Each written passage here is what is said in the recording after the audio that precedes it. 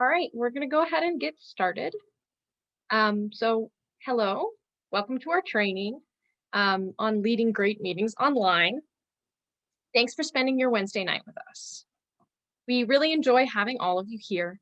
As we get into the training, we know that on Zoom, distractions are our biggest barrier. So you know what you need to do in order to not be distracted and really focus in on this call. And I invite you to take those steps now. I also encourage you to, throughout the training, do whatever else you need to do in order to be present and comfortable. If this means getting up and doing a stretch, resting your eyes, drinking some water, whatever you need to do. And if you have any access needs that aren't being met on this training, you can send a DM to Lauren, who's going to be our participant support tonight, and she'll get in touch with you to help you figure out how we can get your access needs met. One thing, if you do need closed captions, you can click at the bottom. There is a closed caption button. They are enabled.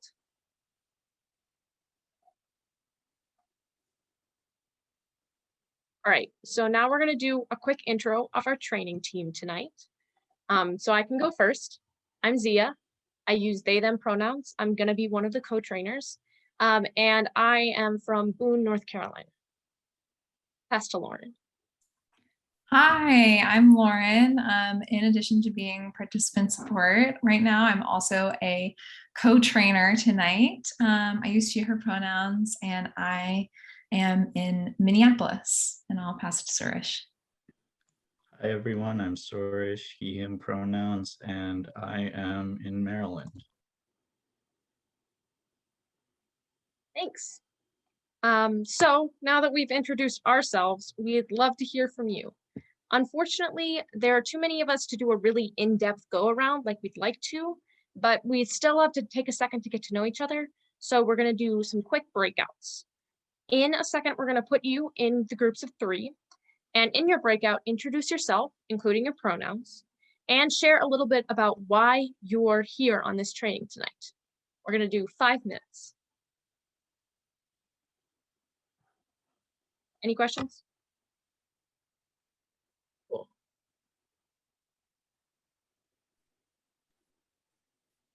All right, whenever breakouts are ready.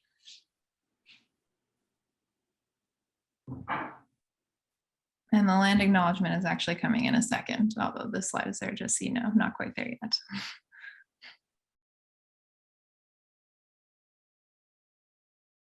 Okay, looks like everyone's back from breakouts.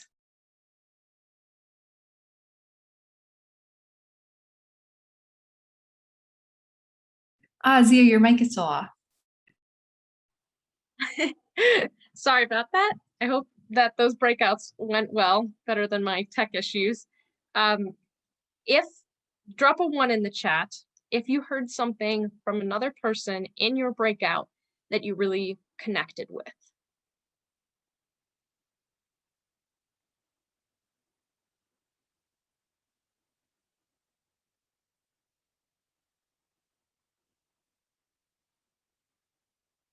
Seeing some 1s. That's exciting.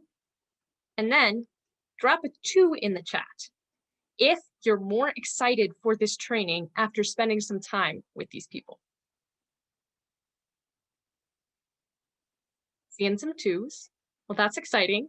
I hope you continue to hold this excitement throughout the training.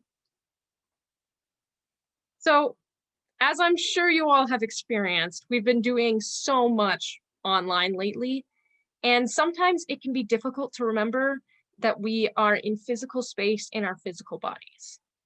And as we think about that physical space that we are in, I want to open this training with a land acknowledgement. I live on stolen land, originally lived on by the Cherokee, in what is now known as Boone, North Carolina. I know that's a map of Tampa. That's not where I live. Despite breaking of treaties by colonizers, an extremely deadly forced march, and other atrocities, the Cherokee have resisted and persisted. The group of Cherokee that still live near me avoided removal mainly by hiding in the mountains for decades until the political climate had changed enough for them to come out. And they've since created their own reservation through the land that they bought. They've created schools to teach their language, living museums and theater to show their history, and advocacy groups. They are now known as the Eastern Band of Cherokee. Anyone on this land who is not indigenous to the land they're on is on stolen land. If you know whose land you're on, drop it in the chat. If you don't know, I invite you to find out using the link about to be dropped, and then do some research on that group and how you can support their efforts for liberation. Zingdwamish. I also encourage you to do land acknowledgements of your own at your future meetings, as they can be a really powerful tool to encourage solidarity and meaningful support of your local Indigenous community and their fights, providing they are done well. We don't have time to go into how to do a good acknowledgement right now, but we are going to send out some wonderful resources on them at the end of the training, and you're also welcome to email us if you need any help. So now we're going to move on to our goals. Can I get a volunteer to read these out? Put a star in the chat if you'd like to read. Any brave volunteers? Heatlin. We're going to try to be accountable to these goals, and I recommend that when you host meetings in the future, you're also clear about where you're heading. All right, here's today's agenda.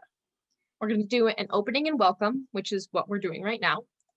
Then we're going to talk about why we care about facilitating good meetings. We're going to give you some facilitation tools and tips. We're going to take a break. We're going to do some planning and practice. And then we're going to go over some resources, some next steps, and do a closing. But before we get into it, I want to get a sense of how you all are feeling about facilitating meetings. So on this slide, we have a chart with two spectrums. The left to right spectrum shows how much experience you have with leading meetings online, and the up and down spectrum shows how nervous you are about doing it. We're going to drop a link in the chat. I'd like you to click on it and scroll down to slide 7. On this slide, select one of the shapes and drag it towards how you feel about leading online meetings. If you can't do this for some tech reason, describe where you'd be in the chat. All right, seeing a lot of moving around. That's good. It shows that it's working. And we seem to be all over the place on the spectrum, which is awesome. However you're feeling right now, I want to welcome that into this training. And if you're brand new to this or super nervous, you can see that there are other people who are in the same boat as you. But by the end, you are all going to have some really good tools that you can use to be awesome facilitators. Now, I'm going to pass to Lauren to talk about why we care about facilitating good meetings.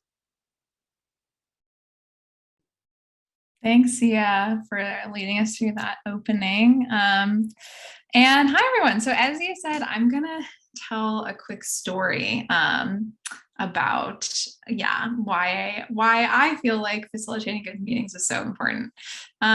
So when I was first heard about Sunrise, I was a student in college at the time, and there was a local Sunrise hub at my school that I wanted to check out, and I didn't know much about Sunrise at all. I just heard of it basically as an environmental club that organization or what its strategy was or anything about it. I was just I care about climate. I hear there's this thing. I'm going to go see what it is. So I found their hub meeting time on their Facebook page and sent a message and someone said, yeah, you can definitely come. So I arrived to my first Sunrise hub meeting. And yeah, I basically came into the room and the meeting just got started pretty quickly. And they went right into talking about their current project at the time, which was that, so at the time, Tom Perez, who is the chair of the Democratic National Committee, you don't really need to know much more about who he is for this story, but he is an important, powerful Democrat guy who was guest teaching a class at Brown. And so what was going on was the local hub was gonna fill his office hours, like send all their members to go to his office hours and ask questions about the Green New Deal. And which, knowing everything that I know now, that's like a pretty fun strategy, and like maybe they actually like would have pushed him a little. But basically in this meeting, I was like, okay, I'm trying to find out what Sunrise is. And so it sounds like Sunrise is a club that tries to stop the climate crisis by going to Tom Perez's office hours. And I was sort of like, I'm a little confused. I also don't know if that's really going to stop the climate crisis. I'm not sure whether I'm going to come back. And then I left that meeting and no one really followed up with me, and I just didn't come back for several months.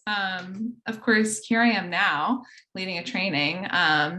And yeah, like a couple months later, I was invited to an orientation training where I got a much fuller picture of what Sunrise is, and I was so bought in. And at that point, fully joined my hub.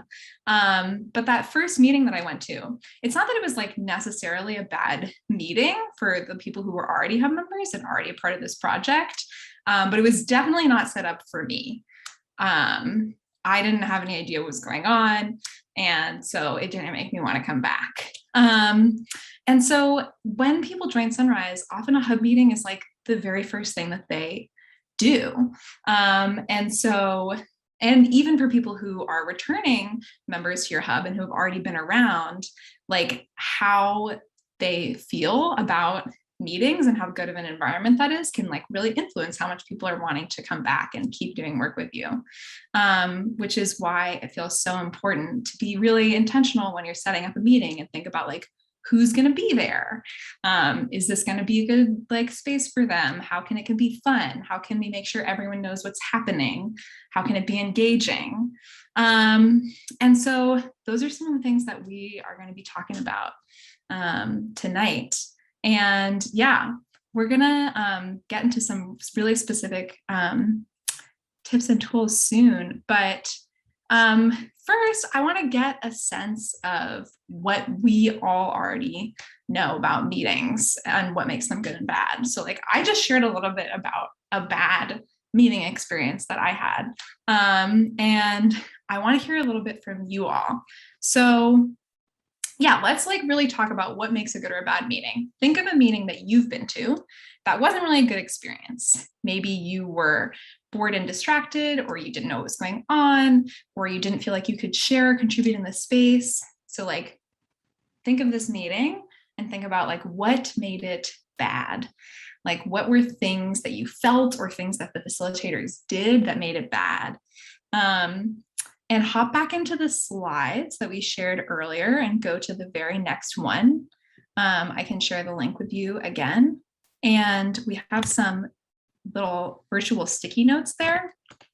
And start writing down what has made bad meetings bad for you.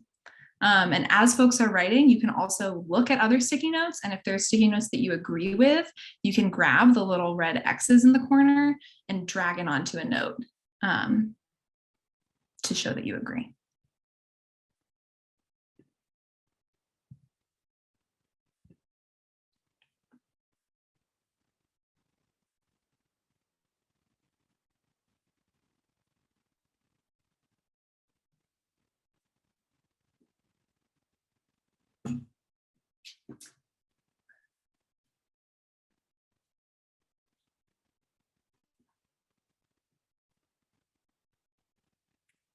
And if you need to make the sticky note bigger or make your font size smaller, you can also do that to help.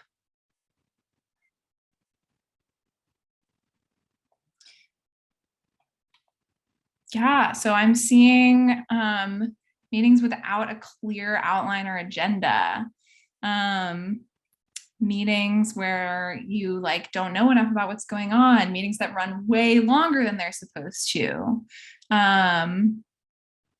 Things feeling like too scripted or feeling bored and distracted. To the person who wrote when like that you sometimes get bored or distracted, like what do you think sets you up to feel more bored or distracted? Like when do you think that typically happens?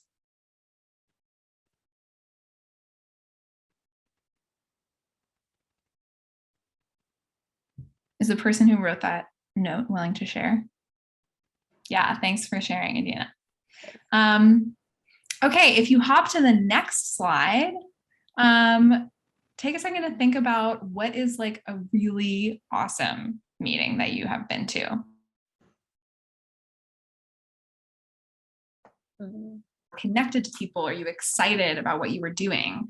Think about like how that meeting was set up and like what about it made it great or like set you up to feel engaged or connected. And yeah, just like the previous slide, you can type and you can also drag plus signs onto notes that you agree with. I'm seeing community building, having visual aids, so like more than one way of absorbing what's going on. Getting to the full agenda and doing what you wanted to do. People being energetic, people contributing and feeling really comfortable contributing. Yes, totally. Awesome. So yeah, collectively, clearly, we all actually know some of the basics of what can like make a meeting a really good or really bad experience. Like we've all had those experiences. And we know why setting up meetings to be good is important.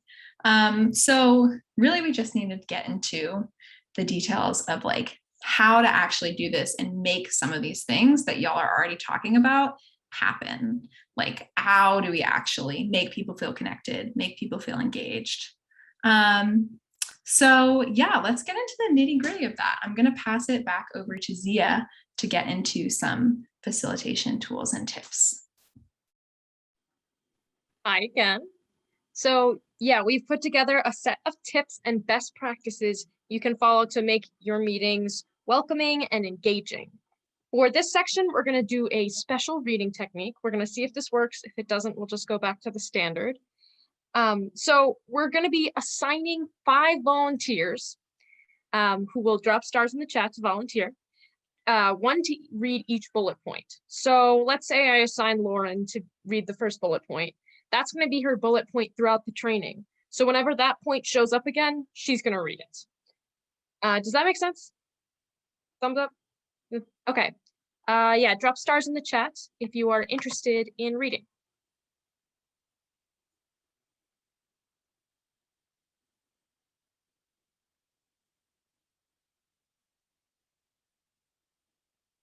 All right, I'm seeing Charlie, Eliza, Samara, did I pronounce your name right? Grace, and Caitlin. Great. All right, so we're gonna go in that order. So, sorry, I'm having a little bit of trouble with scrolling right now. So Charlie, if you could read the first point, and then we can go down this list. All right, let's go through them. First point, Charlie. What makes a good or bad meeting? One thing people named was understanding the purpose of the meeting and like what's happening in it. You want everything to be clear on where your meeting is headed and what it's trying to accomplish. If you don't know that, you can get a little confused and off track. The easiest and most effective way to do this is to set clear goals and agenda and present them at the start of the meeting, like we did here.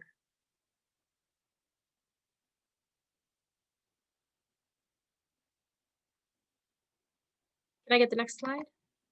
Sweet. Number 2, Eliza. I want to define what we're talking about when we talk about accessibility. Often people think of accessibility as something that is only relevant to people who have disabilities. But really, we all have access needs. Think about what you need to be able to fully participate in this training. For example, I have to be in a quiet space in order to focus. If I'm not in there, it doesn't work out for me. You can think about for your own physical needs, processing needs, breaks, connections with other people, etc. One key way you can make your meetings accessible is to normalize access needs. And make an announcement at the start of your meeting, like we did at the beginning of this training, letting people know that they can feel free to do what they need to do to be present in the meeting, whether that's stepping away for a snack, going off camera for a minute, or something else. It's also good practice, especially if you're in a bigger meeting space, to have someone like Lauren who is participant support. And that way that they can help anyone who needs help getting their access needs met. These are some tips on how to set up a meeting where people feel welcome and have their access needs met. Here's some other steps that you can take when setting up a meeting to make it accessible. You can drop a star in the chat if you want to read this slide. We're doing a lot of reading here.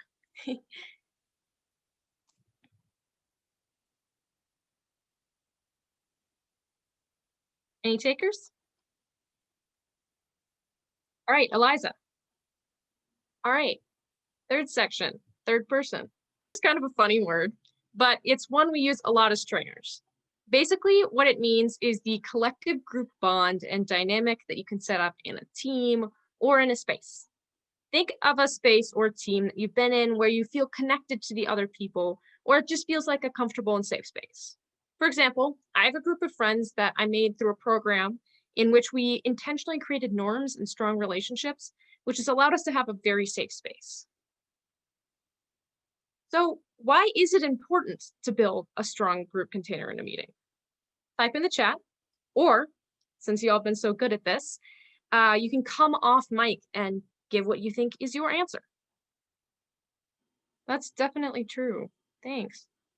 From Hazel, so people feel more comfortable and open. Yeah, definitely. You all pretty much hit these. You know, it helps people feel welcome and helps people feel comfortable speaking and contributing.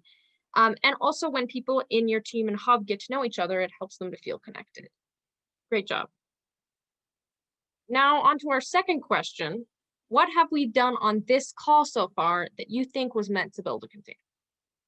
Breakout rooms. Yeah, definitely. Breakout rooms are a really great tool for people to get to know each other, especially in really big calls. Asking about potatoes. Yeah, icebreaker questions are really great. And there's a lot of really funny ones out there.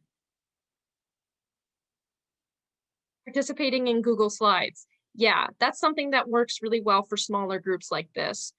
Bigger groups, it can get a little chaotic, but I find that a really cool, useful and tool. Telling personal stories. Yes, definitely. These are all really great. And they're all tools that we've used to build a container in the training. Here's some others that we may have not used yet or will use at all that you can use. Opening introductions and check-ins. Intentional welcomes, naming specific feelings or identities people might be bringing into a meeting and welcoming them in. Pair share breakouts. Games. Singing. Storytelling and resonating. And sharing celebrations or appreciations. Now you may be wondering how you sing on Zoom. It is possible, and we are going to send out a guide at the end. So stay tuned if you are curious about that one. Well, we made it to our next bullet point, number 4. When you're leading a meeting, it can be easy to fall into talking a ton. After all, you're facilitating everything. But if you talk for too long without mixing things up, people can tune out and get distracted or feel like there isn't space for their contributions and their voices. So we recommend as a rule of thumb that you avoid having yourself or any co-facilitators talk for more than 5 or 10 minutes in a row without pause for some kind of engagement. There are a lot of super simple ways you can work on engagement. What are some ways you've seen us engage so far as participants on this call? Another really good one that we're doing right now is actually asking questions that people have to answer. I always find that one helpful too, and really easy. Visuals too, yeah, that's really nice too. So one other note I want to make is that as you engage the folks in your meeting, it's important as a facilitator to pay attention to who is speaking the most and who is staying quiet. If a few of the same people are always turning on their mics to talk or dropping stars in the chat to read, it's your job as a facilitator to guide those folks to take a step back so that quieter voices can be engaged. There's a lot of easy ways to do this, but one of the easiest and most effective is to specifically say, I'd like to hear from someone who hasn't shared yet on this call. So now I'm going to pass it off to Lauren for our number 5. All right. Step number 5. Where's my number 5 person? Thanks, Grace. Okay, so yeah, one of the things that we do most often in meetings is make decisions about what to do as a team. Drop in the chat, like, what are some things that you make group decisions about in your hub meetings or any other Sunrise team spaces that you're a part of? So yeah, when to have an event, what campaigns to work on, that's a big one. Totally. Endorsements. Yeah, there's like, there's many things. I feel like I've almost never been to a meeting that didn't have some kind of decision-making at some point. And yeah, leading groups through decision-making together can be complicated and messy. So to practice this and figure out some tools that you can use and approaches, we're actually going to go through a quick process to make a group decision together right now on this training. So we have been approached by both cats and dogs who are asking for our endorsement as a training group right here as the best pet. And so whatever choice we make is going to be the official animal or animals endorsed by this training group. And one real life consequence at the end of the training, we will close out by watching a cute video of whatever animal or animals we have endorsed. So we're going to pick right now. Are we choosing cats? Are we choosing dogs? Are we choosing both? Are we choosing neither? Our whole strategy as the Sunrise Hub of this training team could really be impacted by this. So very important decision. So quickly, before we get into it, I just want to show you the decision-making model we'll be using. It actually comes from a hub that developed this. And yeah, it is a process. I actually first just wanted to share out these guidelines of a good decision-making process. So be open to different ideas. We're about to think about this and talk with each other about it. So listen and try them on. Everyone's ideas and opinions matter. Step up and step back. Think about the needs of the community, not just your own. The decision-making process requires collaboration and not competition. And try to create a win-win situation. And this second part of the slide that describes the voting process, I'll get to in a bit when we get to the point of voting. But so these are just some ideals of decision-making to keep in mind. But I want to start out by just giving everyone a minute to think. So you can actually stop the slide share for a moment. We're not going to breakouts yet. And yeah, so you're going to have, first off, just 2 minutes of silent thinking. Like, what is your experience with cats or dogs? Which do you think we should endorse? Take 2 minutes to reflect, maybe even write down some of your thoughts. And after 2 minutes, we're going to go into some quick breakouts for you to share your initial ideas. So really, really think about this for a moment. Hi, everyone. I'll send it to you afterwards if you want. Okay, welcome back. I hope you had some good discussions. While you were all making your amazing proposals, we were in the main room debating which videos we would show at the end, depending on what one, and having a really fun time with that. So I'm excited. You're gonna get some winners no matter what happens. I'm just waiting for the final. Grace and Trinity still talking it out in the breakout room, but they've only got 7 seconds. So we'll all be here in a moment. Glad to know they have some thorough discussions going on. Okay, we are all back. So I am really excited to hear everyone's proposals. I hope you picked a representative to share. So let's hear first from room number 1, which is Anthony, Charlie, and Kendall. What do you think? Thank you, Charlie. Dogs playful and fun, cats selfish. Room number 1. Okay, room number 2, Adina, Hazel, and Sophia. All right. So we have our proposals. It looks like we really just have 2 main proposals if people are down to consolidate. So no one has advocated for just cats. It seems that we're overall a pro dog group and we're kind of mixed on cats. But so we are either gonna endorse just dogs or we're gonna endorse both dogs and cats. So either one single best pet or these are 2 amazing pets. So we are going to, well, yeah, actually, in a minute, in just a second, we're going to vote. We're going to do a little voting. But first off, does anyone have any questions or just opinions that they want to add before we move to a vote on either dogs or both? If not, I do see some opinions in the chat. Just cats might be angry if they're not picked. So could be something to keep in mind. So, all right.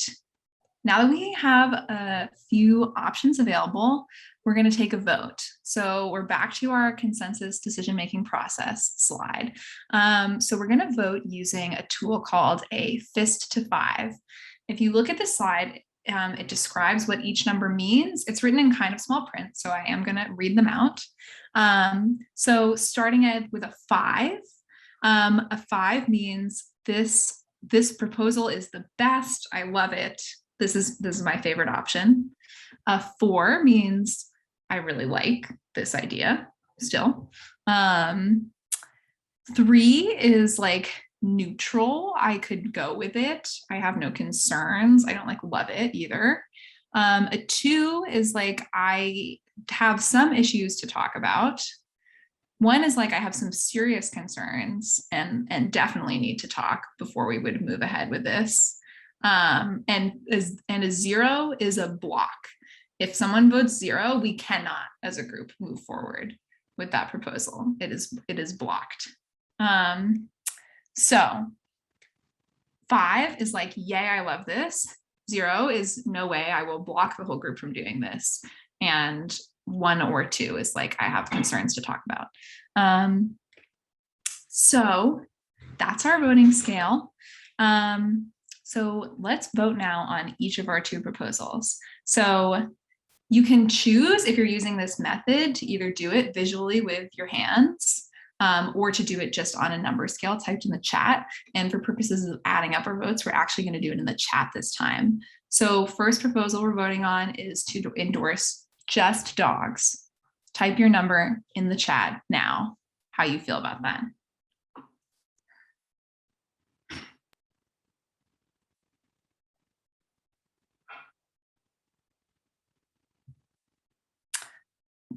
Okay, votes are coming in and we have some high numbers, but we also have some 2s from Hazel and Adina and Eliza and a full block from Samara. So definitely can't move ahead, at least without some more discussion. Let's see now how we fare with proposal 2 endorse both dogs and cats. So I'm just typing a barrier so we know, and now type your vote.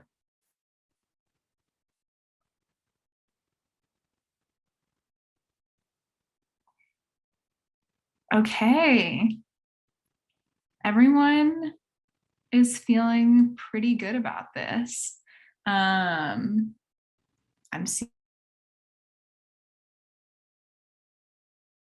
yet and you have a low number, you can still feel free. But it looks like, yeah, no one's lower than a 3.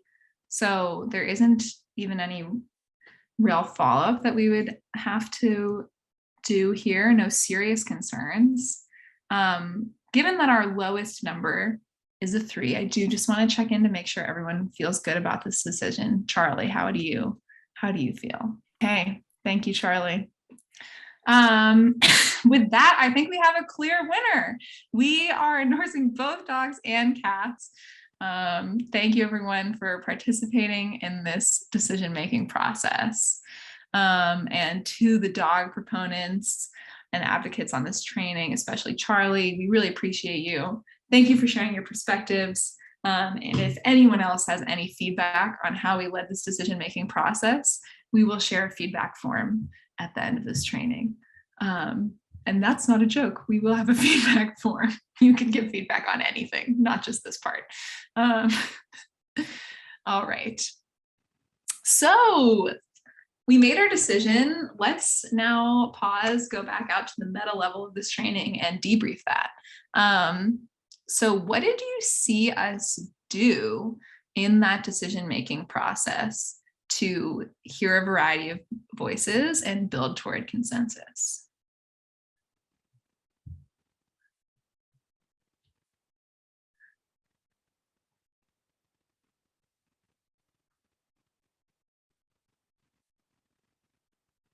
And okay.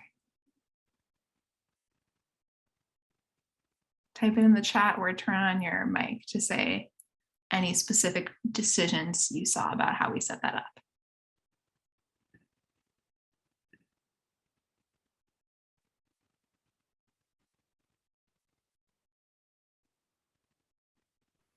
Yeah, totally. In a large group, it allows everyone to still participate and to, yeah, narrow choices before getting in.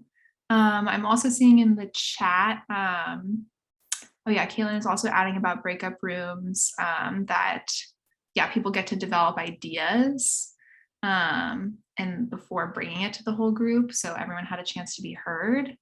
I also see Zia dropped checking in with people who objected. So like our voting scale allowed us to see, it wasn't just a yes or no, it was like a how do you feel? And then we can find out more about anyone who's objecting. And that's exactly in line with what Hazel is saying as well. Yeah, anything else that people saw?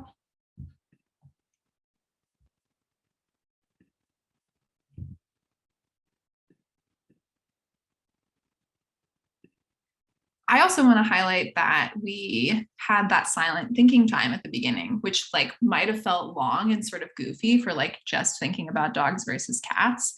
But if it was like a more complicated thing, then yeah, it helps. It's really helpful to have thinking time so that slower processors can think and it avoids having only like the loudest and quickest people who don't need to think silently share.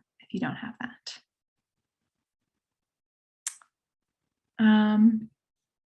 Awesome. So yeah, these are all things that we did and tools that you can use in your own decision-making processes. And yeah, I'll also say, you know, there isn't just one best method. This process wasn't perfect. We didn't directly hear from every single person, which you might want to do in some situations. And we didn't reach total 100% consensus, although we did get to something that everyone at least felt pretty good about. And so, you know, for some decisions that feel even more contentious, you might want to spend even a little longer hearing more about, for instance, Charlie's misgivings to this choice and get full agreement. But also, you know, you can't get like 100% agreement every time. It can take a long time to get there. So we made the choice to move along with this training. But if you are going for 100% consensus ever in decision making. One thing that is important to keep in mind is just to remember that silence is not agreement. So sometimes people can be pretty quiet on Zoom, right? Like if you've ever led an online meeting, you've probably had at least one experience where you ask a question to the group and you get back nothing but silence and blank stares.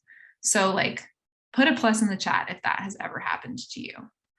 I know that it has certainly happened to me, and yeah, seeing some resonance.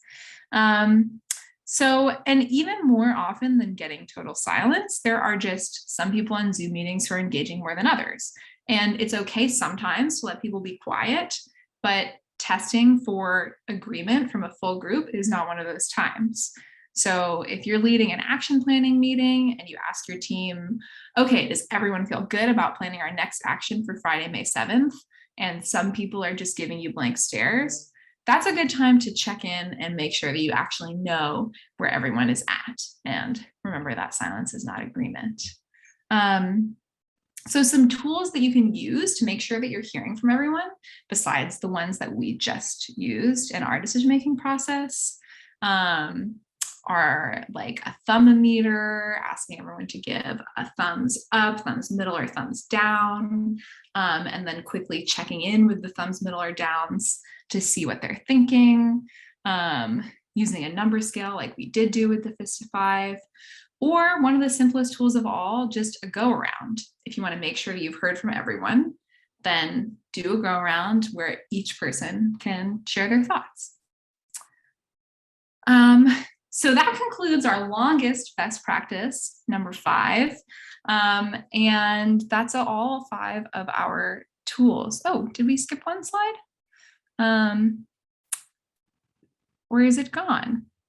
Where, I guess, okay, there's a slide that's gone from the slides, but it was just a review of the best practices for leading meetings. And they are: set clear goals and agenda, plan for accessibility, build a container, keep people engaged, and when making group decisions, try to bring in all the voices in the room.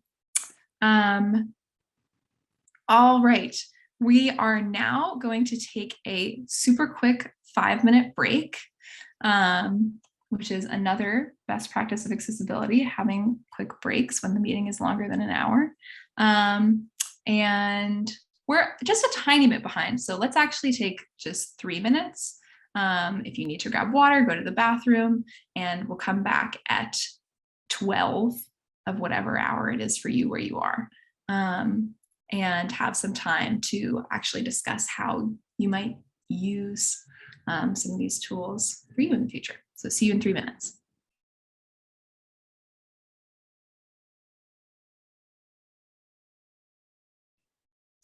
And yes, that's totally right what Sia said. If you need a minute longer because we shortened it from 5, that's totally fine.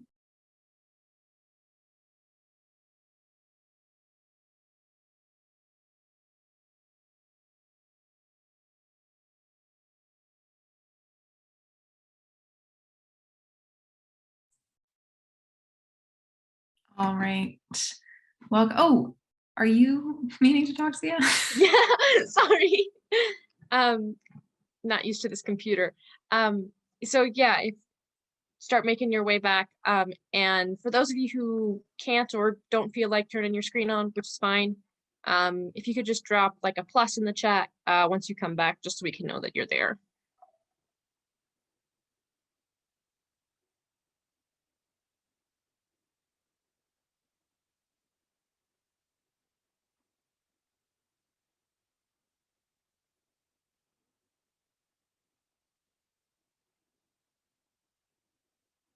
All right, so it seems like we have most everyone, so we're gonna get started again. Hope you had a good break. To start us back, I have some exciting news. If you could do a drum roll, that would be lovely. You are all facilitators now. Give yourselves a round of applause. Congratulations. And you probably don't feel any different, but as newly appointed facilitators, we're going to present you with a little gift, a toolbox. This toolbox is a place for you to put all of your new facilitation tips and tricks into, but the most important things it will hold are your tools. So let's build our toolbox together by quickly going over some of the tools we've used in this meeting. Type in the chat, what facilitation tools have we either used or discussed in this training so far today?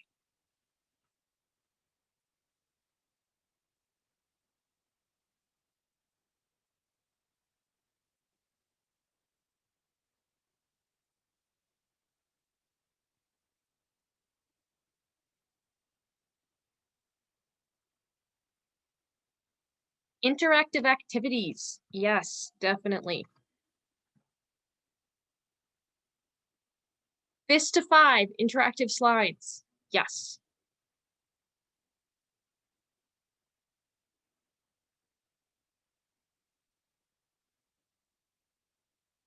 We've also got on the screen games, stories, breakouts, which are also great tools. Go around. Yeah. These are all great. If you think of any more, you can drop them in the chat as we go along. So we're going to move into a brainstorming session about how you may use these tools in real life. So I want you to think about online meetings you are hoping or planning to lead. Hold that meeting in your mind. Choose 1 or 2 tools that might be helpful for this meeting. How will you use the tools in your meeting? We're going to do a journal for about 4 minutes. We're running slightly behind. And we're going to call you back when the time is up. Any questions? Cool.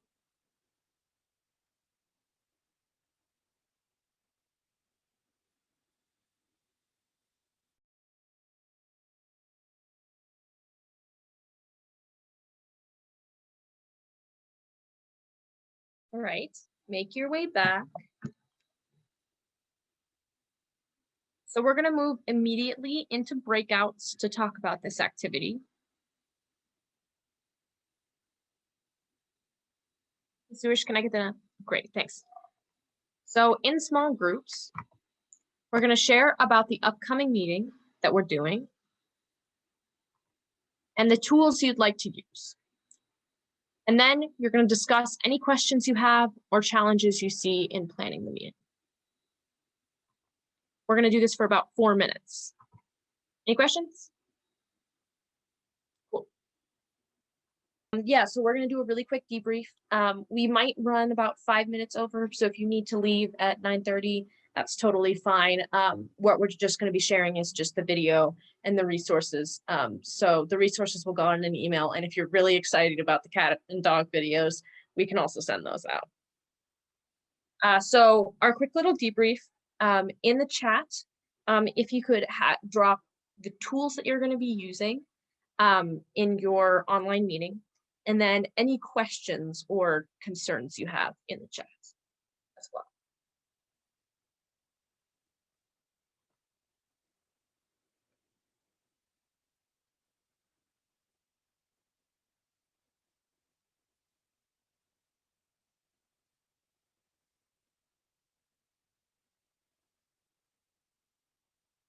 Interactive slides, breakout rooms, read aloud exercises.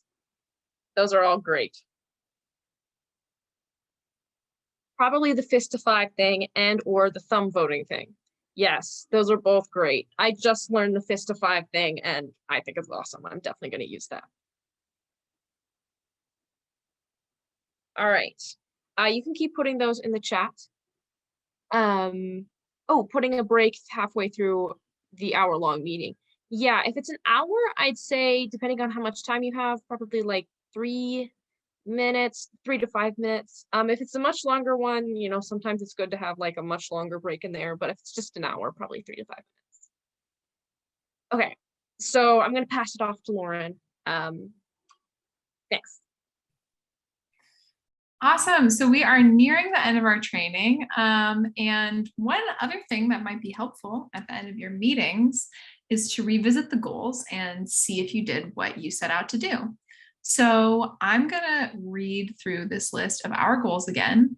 And drop a plus in the chat for each one if you think that we accomplished them. So learn tools and best practices to make online meetings engaging. Be oriented to thinking about accessibility in your meetings and know basic steps you can take to make your meetings accessible. Have some brainstorm and practice time to think about applying these things to your own meetings. Seeing pluses for these so far. And know where to go for more resources. This is the last one that we did not get to yet. So it's going to be our last step right now to make sure we've got all our goals covered. So if you want even more resources or want to go deeper on anything like accessibility or anything else, here are some resources that you can check out. And we will also be sending these out afterward in a follow-up email. There's a lot here. We have resources in Spanish. We have online tools broken down for you. We have some template slides that you can use if you liked any of the kinds of slides we were using tonight. So yeah, these will all be in a follow-up email. You can click through these links and look for more if you would like. And lastly, it's always good to close out a meeting with next steps to make sure everyone knows what their next thing or task is after a meeting. So here are our next steps for tonight. For us, we will send you slides and notes from this training to help you facilitate some great online meetings. And for you, wow, I was gonna fix the weird language on this slide beforehand and I forgot to. Sorry about the us step is weird. But for you, you will plan your next meeting and take a second to give us feedback on this training. So I'm gonna drop this feedback link in the chat right now. We'd really appreciate it if you let us know how the training went for you, what you liked, if there was anything you'd hoped we covered that we didn't, any other thoughts you have. Even if you have no suggestions and you just want to say it was 5 stars, that's also super helpful for us to hear as we plan future rounds of this training. Or we obviously also would love suggestions. And it takes less than 5 minutes. And as you are filling out our lovely feedback form, as promised, we are going to come in with some videos of both dogs and cats. So Suresh, cue us up on the animals. I have all the dog videos.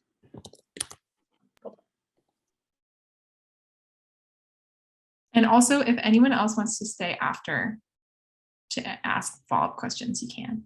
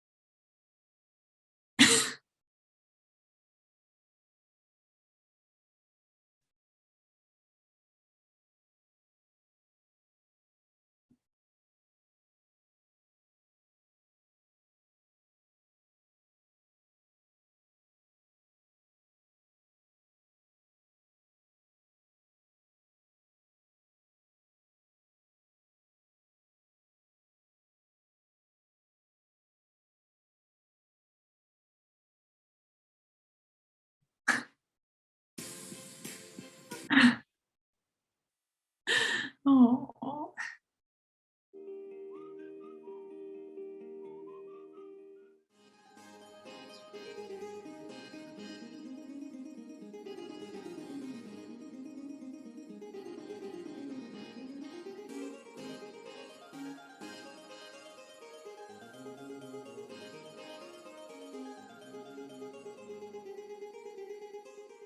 That was awesome.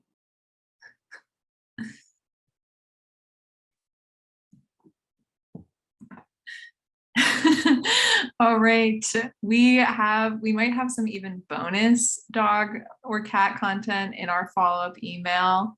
I've got a corgi Instagram belonging to my parents. Zia had found some other dog options that we were watching while you were in breakouts. So really, in addition to the resources we've already shared, you can check those out later.